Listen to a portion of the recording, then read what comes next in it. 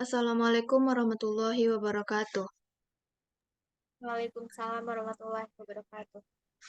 Sebelumnya kami mengucapkan terima kasih kepada Ibu Dr. Dina Sukma, SPSI, SPD, MPD, selaku dosen pengampu pada mata kuliah Psikologi Pendidikan.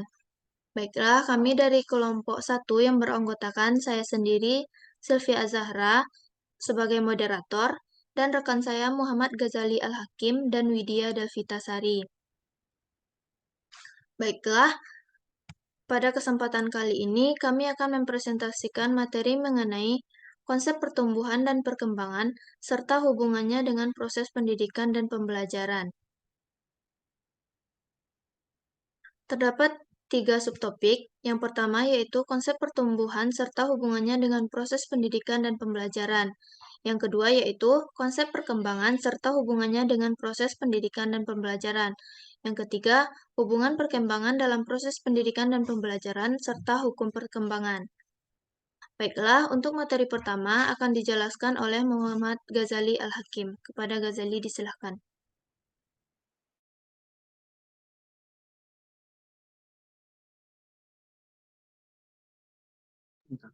Baik, yang pertama itu adalah pengertian pertumbuhan.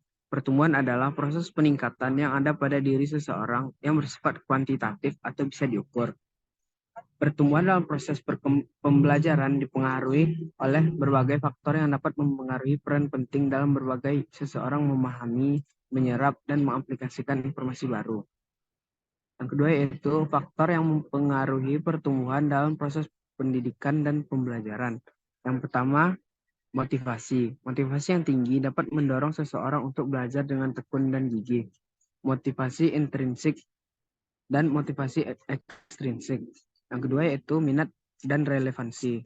Pembelajaran yang berkaitan dengan minat serta kepentingan pribadi lebih mungkin menarik perhatian seseorang untuk belajar lebih dalam. Yang ketiga yaitu gaya belajar. Memahami gaya belajar seseorang dapat membantu dalam menyusun metode pembelajaran yang lebih efektif. Yang keempat yaitu kualitas pengajaran. Guru yang inspiratif, komunikatif, dan dapat menjelaskan materi dengan baik akan membantu siswa memahami konsep dengan lebih baik. Yang kelima yaitu teknologi dan sumber belajar. Akses terhadap teknologi modern dan sumber belajar yang beragam dapat memperkaya pengalaman pembelajaran.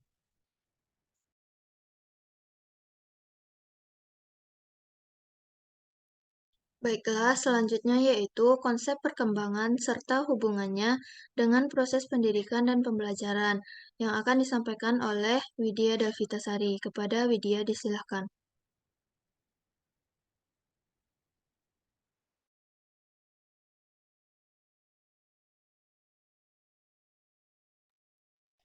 Baiklah, materi selanjutnya yaitu konsep perkembangan serta hubungannya dengan proses pendidikan dan pembelajaran. Perkembangan sendiri yaitu diartikan sebagai perubahan-perubahan psikofisis sebagai hasil proses pematangan fungsi-fungsi psikis dan fisik pada diri anak yang ditunjang oleh faktor lingkungan dan proses belajar pada waktu tertentu.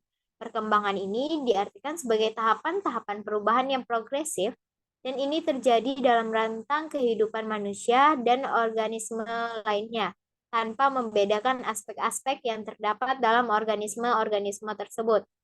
Nah, adapun beberapa faktor yang mempengaruhi perkembangan dalam proses pembelajaran. Yang pertama yaitu pemahaman awal dan lingkungan keluarga. Pengalaman dan stimulasi yang diterima oleh individu saat masih bayi dan anak-anak di lingkungan keluarga dapat membentuk dasar bagi perkembangan kognitif dan belajar di kemudian hari. Yang kedua yaitu kualitas pengajaran. Nah, kualitas pengajaran guru yang kompeten, metode pengajarannya efektif, dan lingkungan belajar yang positif dapat memfasilitasi pertumbuhan. Selanjutnya yaitu motivasi dan minat. Motivasi intrinsik atau dorongan dari dalam diri untuk belajar dan minat terhadap subjek atau topik tertentu dapat mempengaruhi sejauh mana seseorang berinvestasi dalam pembelajaran. Selanjutnya, gaya belajar. Nah, setiap individu itu memiliki preferensi gaya belajar yang berbeda-beda setiap belajar seperti belajar melalui visual, auditori, atau kinestetik. Nah, jadi menyesuaikan metode pembelajaran dengan gaya belajar individu itu dapat meningkatkan efektivitas pembelajaran. Selanjutnya yaitu kemampuan kognitif. Nah, kemampuan kognitif ini termasuk kemampuan berpikir kritis, analitis, dan kreatif. Nah, memainkan peran penting dalam pemahaman dan asimilasi informasi baru. Selanjutnya yaitu pengembangan keterampilan metakognitif. Nah, kemampuan untuk merencanakan, memonitor, dan mengatur proses pembelajaran sehingga dapat mempengaruhi efektivitas belajar. Selanjutnya yaitu ada pengetahuan dan keterampilan yang sudah dimiliki individu dari pengalaman belajar sebelumnya dapat mempengaruhi bagaimana mereka mengaitkan informasi baru. Terakhir yaitu dukungan sosial seperti dari teman sebaya, guru, dan keluarga dapat membantu dalam mengatasi hambatan belajar. Sekian dari saya. Baiklah, selanjutnya yaitu hukum atau prinsip perkembangan. Prinsip dan hukum perkembangan. Perkembangan adalah proses perubahan progresif yang bersifat kualitatif, fungsional, yang terjadi pada aspek fisik atau psikis. Antara aspek perkembangan dan aspek perkembangan yang lain saling berkaitan atau saling berkolerasi secara bermakna. Perkembangan berlangsung dari pola-pola yang bersifat umum menuju pola-pola yang bersifat khusus. Nah, prinsip atau hukum itu secara umum menggambarkan bahwa proses perkembangan itu terjadi teratur, sistematik, bertahap, dan tidak terjadi secara tiba-tiba, serta dipengaruhi oleh faktor-faktor tertentu. Hukum-hukum perkembangan itu ialah yang pertama, hukum kesatuan organis. Menurut hukum ini, anak adalah satu kesatuan organis, bukan suatu penjumlahan atau suatu kumpulan unsur yang berdiri sendiri. Yang kedua yaitu hukum tempo perkembangan. Menurut hukum ini, setiap anak mempunyai tempo kecepatan perkembangan sendiri-sendiri. Artinya ada anak yang mengalami perkembangan yang cepat, sedang, dan lambat. Selanjutnya yaitu perkembangan. Hukum irama berlaku untuk setiap manusia, baik perkembangan jasmani maupun rohani, tidak selalu dialami perlahan-lahan dengan urutan yang teratur, melainkan merupakan gelombang-gelombang yang besar dan kecil yang silih berganti. Selanjutnya yaitu hukum masa peka. Masa peka adalah suatu masa ketika fungsi-fungsi jiwa menonjolkan diri keluar, dan peka akan pengaruh rangsangan yang datang. Selanjutnya yaitu hukum rekapitulasi. Menurut Haeckel, hukum ini merupakan hukum biogenetis. Dalam hukum rekapitulasi ini, perkembangan jasmani individu merupakan ulangan dari perkembangan jenisnya. Dengan kata lain, otogenese adalah rekapitulasi dari filogenese. Selanjutnya yaitu hukum mempertahankan dan mengembangkan diri. Dalam diri anak terdapat hasrat dasar untuk mempertahankan dan mengembangkan diri. Hasrat mempertahankan diri terlihat dalam bentuk-bentuk nafsu makan dan minum, menjaga keselamatan diri.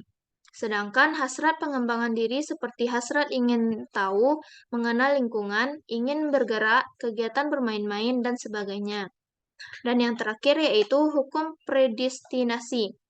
Menurut hukum ini, hukum predestinasi berarti betapapun sempurnanya pembawaan, bakat, dan sifat-sifat keturunan, dan betapapun baiknya lingkungan dan pemeliharaan anak, serta betapapun lengkapnya sarana dan sumber penghidupan, tetapi proses dan jalan perkembangan tidak akan berlangsung sebagaimana yang dikehendaki manusia, seandainya nasib tidak membawanya demikian.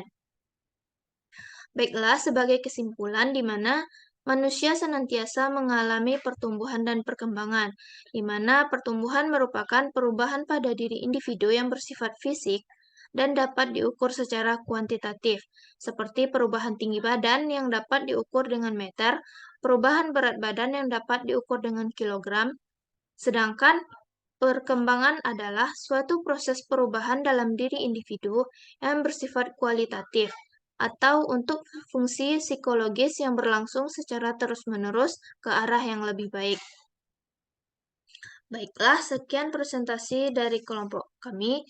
Jika ada salah dan kurang, kami mohon maaf. Saya akhiri. Assalamualaikum warahmatullahi wabarakatuh. Waalaikumsalam Kan tadi warahmatullahi di